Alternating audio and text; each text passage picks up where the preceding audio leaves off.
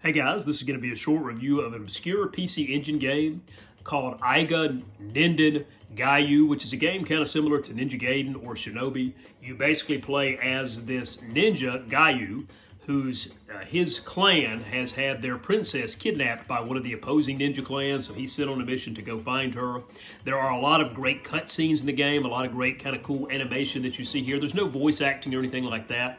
The story is in Japanese, so I'm not entirely sure what happens after that, although it's pretty obvious just from the interactions they have, through the facial expressions and the actions they take, that you meet different characters, maybe from your clan that help you, and you meet several that you fight along the way. There's great bosses in this game.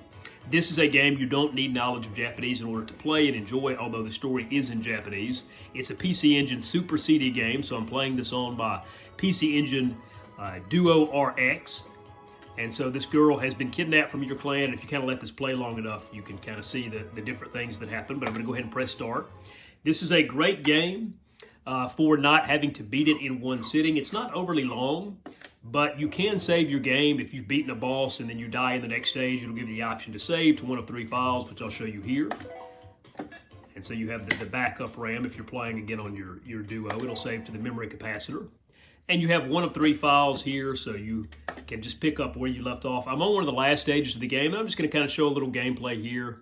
And this would really be a video for anybody who's interested in something new for the PC Engine or the TurboGrafx. This would work on either one of those.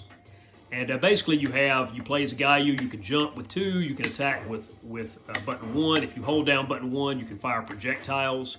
If you press select, it pulls up your menu here. This game kind of has RPG elements. As you play through and you meet characters and beat bosses, they give you weapon upgrades.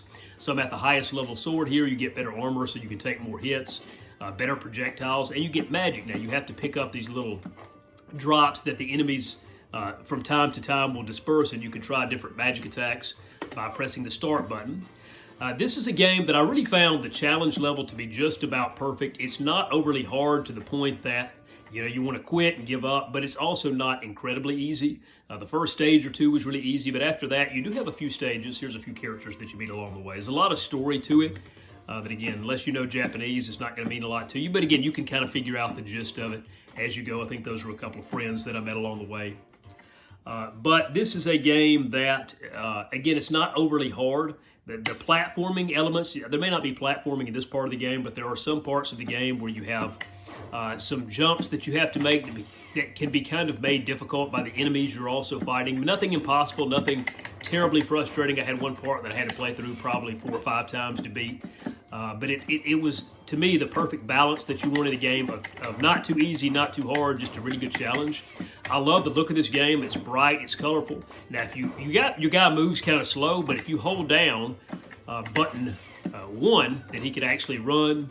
And actually, that can kind of be a liability at times because he can be going too fast, and you can actually kind of run into enemies you don't intend to. Again, I'm not really trying to be the best that I can be right now. I'm just showing off some gameplay. You also have, try and get that guy with it. You have which I didn't execute very well.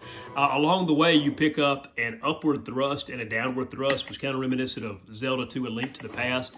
You don't start off with those, but you do, as you saw there, you do pick those up as you go. So that's kind of neat for enemies that are on the ground. It's a game very often that you want to kind of play through at a slow pace. Again, you can run, but it's not necessarily something you want to do. And again, this is a later level, that's why it's a little hard, and I haven't played it very much, and I'm talking. But it's a game you kind of want to just kind of go through slowly sometimes and pick your way. And there is some trial and error. The boss characters in the game are just incredible. There's some really grotesque and ugly bosses that you have to fight. And that's a pretty cool thing. You pick up these power-ups. I'm not sure what that does, but you can pick up hearts and extra lives and things like that to help you along the way. So that's basically it, guys. If you're looking for something different, something you may not have heard of for the TurboGrafx or PC Engine, particularly the CD, then this is just a great, really fun, kind of old-school game that's not too tough, not too easy, but kind of that perfect balance that you're looking for. And particularly if you like games like Shinobi and Ninja Gaiden, it's similar to those. Well, thank you for watching, guys. I hope you have a great day, and God bless.